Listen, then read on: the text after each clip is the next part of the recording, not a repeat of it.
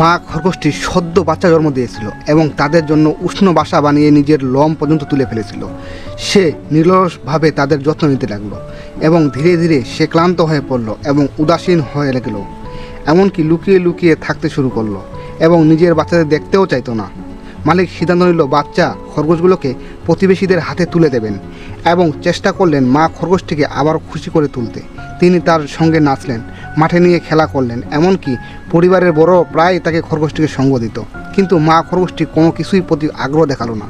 সব কিছু বদলালো যখন মালিক ছেলে ভ্রমণের শেষে বাড়ি ফিরল। খরগোশটি দ্রুত ছেলের সঙ্গে গভীরভাবে জড়িয়ে পড়ল।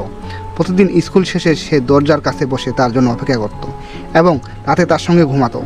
ছেলেটির সঙ্গে প্রায় খরগোশটি ধীরে ধীরে আবার চঞ্চল হয়ে উঠল, এমনকি বাড়ির জিনিসপত্র চিবিয়ে দুষ্টামি করতে শুরু করলো। এদিকে প্রতিবেশীদের বাড়িতে থাকা বাচ্চাগুলো খরগোশগুলো সুস্থভাবে বড় হয়ে উঠল।